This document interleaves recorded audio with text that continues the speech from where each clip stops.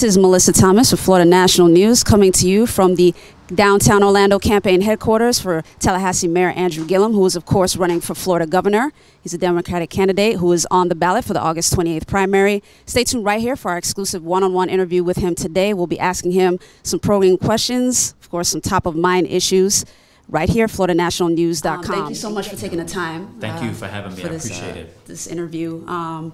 It's been quite a busy month for you. You know, we're starting to wind down to the primaries. Yes. But just diving right into it, one of the top of mind questions, you and a lot of the Democratic candidates throughout, up and down the ballot, have been very hopeful in terms of having a greater majority in Congress and the Senate. Yeah. But say, worst case scenario, say that doesn't happen in November. What will you be able to do as governor? How will you be able to get things done that are important to you, given the opposition that you'll still face? Yeah, well, I mean, so first of all, I'm optimistic that we will pick up more numbers both in the House and in the Senate. But even if we maintain the numbers where they are, with a Democratic governor, if the governor vetoes, there are enough Democrats to sustain a governor's veto. That has a funny way of forcing cooperation, even amongst the opposing party who may not agree with you, but if they're incentivized to see something get done for people, and they want their priorities in the budget, they figure a way to work it out. So I tell you, one, I'm confident that we will increase our numbers in the House and the Senate.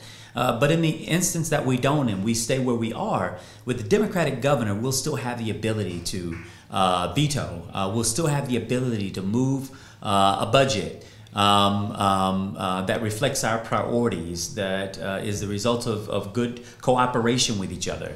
So I'm confident in our ability to govern, whether it is a Republican legislature or a Democratic legislature. It will require us to increase cooperation so that we can get to work on behalf of the people of our state. On the topic of school safety, this is another side of the argument. A lot of folks focus on the gun safety part and the use of school resource officers. However, I did have a question about mental health treatment. And Florida currently ranks at the bottom in comparison to the entire United States. What would be your plan in terms of improving our mental health treatment, and would you incorporate that into the school safety? Well, yeah, I mean, I don't often co-locate school safety with mental health. I like to treat them as individual, but certainly when it comes to mental health funding, this state ranks 50th out of 50th when it comes to support for mental health services. We know that we're treating a lot of people with mental health issues through a criminal justice lens, when what they really ought to be treated through is through a healthcare lens.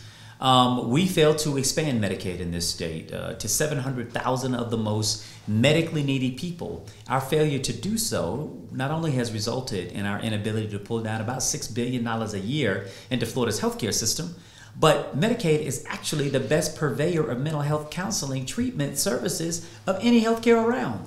And so we can't say, and this is to the Republicans, that they want to increase support for mental health, fail to do so, refuse to expand Medicaid, and then they don't resource things like mental health courts. They don't resource mental health treatment facilities around the state. When I'm elected governor, we're going to make mental health and mental health funding a real priority. We're not going to waste tax dollars by incarcerating people with mental health issues when we really ought to be ensuring that they get access to the needed treatments to be fully functioning adults in society and children in society. But it takes a governor, quite frankly, who has care enough for the people of this state to make those a priority for Florida and Floridians. Definitely, and the reason I usually co-locate those is that that's usually what we tend to hear once we, once they analyze, the shooter. It's usually some kind of mental instability that goes untreated or undiagnosed. I completely agree, and I understand that as a part of the conversation. Unfortunately, the right uses it far too much as a cop-out to do nothing about access and the ubiquitous access we have to guns. And in many of the school shooting cases, these are guns that are high-capacity magazines that, again, have the ability to cause untold human, tragedy. They're guns that, in my opinion, in a large sense of the cases, that shouldn't belong in civilized society. And yet, They don't. The only time they want to talk about mental health funding is when it comes to avoiding talking about guns and the access to guns. And so I believe that on its own merit, mental health ought to be a priority for this state. School safety, school security, and common sense gun reform also ought to be a priority for this state. And related to the school safety issue, just on the topic of education, yeah. Obviously you were the first in your family to go to college, graduate from college. Yeah. What is your approach for our audience? What is your approach in terms of vocational technical schools versus a standard, four-year college? Like, what is your approach with that program? Yeah, no, I appreciate you asking because, as I've often said, while college worked for me, for my older siblings, it was getting access to the trades that was their way forward. My brother learned electrical work and electrical technician work in school. And now, because we have moved our system into a high-stakes testing regime, we have pretty much absolved all of our schools of the kind of work that used to exist there, which was you had apprenticeships, you had woodwork, you had shop, you had mechanical, technical, electrical training. And now there's specialty schools, and if you happen to locate close enough to one, you can get access to it. Otherwise, you got to rely on your own transportation to get there, or be accepted or waived into one of those schools. Well, I believe that it ought to be common practice in the education system of the state to give kids access to that as an opportunity. It's important to their livelihood. It's important to the future economy of this state that we ensure that all of our kids get access to a well-rounded enough education. That way, if you're not on your way to college, that you can still get access to a skill that allows you to go to work, get a job, and earn a good wage. And on piggybacking on that, how do you manage the budget in terms of like allocating the funding for such things? Because it's usually when money gets dedicated to one project, something else tends to suffer as a result. Yeah. So how would you? Well, but budgets are a priority, right? It is a reflection of what we think is important. Well, I think our kids are important enough that they deserve the investments that are necessary to ensure that all of them have access to a high-quality education, public education. And so we've also proposed a $1 billion infusion of funding into our public education system, and we proposed a way to pay for it.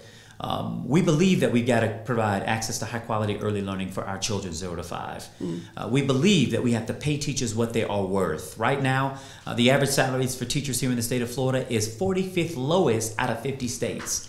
We're the third largest state in America, yet we're paying our teachers at the bottom of the pack, at the back of the pack. That doesn't make sense. So if education is a priority, let's make it a priority by reflecting that through our budgets. There is little else that I can think goes in front of ensuring that each of our children has access to a high-quality early learning experience and access to a high-quality K through 12 experience. And then for those who choose to make their way onto college, it's my goal that they can get there, graduate without graduating under a mountain of debt. You've been very, very hands-on in the community, especially during your campaign. You've been you've done marches. You recently did a sit-in. But once say you're elected governor, would you still be that sort of hands-on kind of person given the additional responsibilities you're going to have? Yeah. Well, I'll tell you, I think the best way to answer that question is to say, look at my 15 years of service as a commissioner first and now as the mayor of the city of Tallahassee. I still march. I still have added my voice to protests. But I have also been in the rooms where the decisions get made. I think we all have a role in our democracy. My role right now is, yes, as a sitting mayor, but also as a candidate for governor. And running for office will be different than governing. Right. When I'm governing, you all are going to need me to be in the rooms where it happens. You'll need me to be at the table where the agenda gets set. And I'm going to need others to take my place on the marching lines and on the protest lines and on the sit-in lines to hold me and the other elected officials of this state accountable. And on occasion, yes, the governor of the state may have to find himself also on that protest line because I'm a full believer that power sees nothing without a demand. Sometimes I will have the ability to exercise that power, and sometimes that ability will sit in the hands of the legislature, and we're going to have to force them to do the right thing by all of us. And so I still reserve the right as governor of the state of Florida when we are elected to join the protest line when I have to. But my job is to be at the table, helping to set the menu And it'll be a table big enough for all of us to fit around, because the diverse needs of this state are wide and they're ranging. And the people who are the best advocates for those issues will need to also have a seat at the table so that we can result in a better outcome for everybody. Wrapping up, this last one will be kind of a two-parter. As the governor, what will be your plan for handling natural disasters that come to Florida? And then kind of the part two to that is, what is your plan for the Puerto Rican evacuees that are here and helping them to further adjust? Yeah. So on the storm piece, obviously we learned something from the last storm where our seniors were left in conditions that caused nearly a dozen of them to perish in the aftermath of the last hurricane under Governor Rick Scott. It is important that when we issue evacuation orders in this state, when we work to move people out of harm's way, that we don't forget our most vulnerable, our seniors, poor families who don't have it in their pocket to put gas in the car to evacuate. Our low-lying and our sensitive areas, we have to ensure that we've got a plan to get to those communities and ensure that we're able to get them out of harm's way. Our job ought to be first to reduce human suffering and threat to human life, and then it's our job to work collaboratively at the local, at the county, at the state level, and obviously the federal level to ensure that we get life back up to normal as quickly and as seamlessly as we possibly can. We certainly should not be reflecting in the aftermath of a storm on not the death toll that was caused by Mother Nature, but the death toll that is caused by simply not caring enough about our most vulnerable communities, that we didn't have a plan to make sure that they were safe. Awesome. And what was your word for the Puerto Rican evacuees that are here? Yeah, I just had the opportunity to return from Puerto Rico, where I sat down with mayors and legislators, about 20 of them from all across the Commonwealth of Puerto Rico. I met with the governor of Puerto Rico. I traveled into the interior of the island and overnighted in a hacienda, the areas that are hardest to get to and are still being plagued by the impacts of that storm. I think first we have to acknowledge that we had a complete dereliction of duty at the federal level, a collapse of leadership at the partnership level, and on the island, a situation where an entire island's electric utility grid system was able to be taken out by one storm. That's incredible. The fact that you got places that a year later are still out of power ought to be an embarrassment to all of us, mostly to the United States, where we don't believe those things should happen here. I don't believe they should happen anywhere, but certainly in the wealthiest nation in all the world, we ought to be able to recover a lot quicker. So what we've said is, for those who have relocated here by choice or by force, that we want to make sure that to the extent that they have professional licensing that can be transferred, we want to make sure that they're able to get a job and take care of their families. We want to make sure that we have housing vouchers available for those families.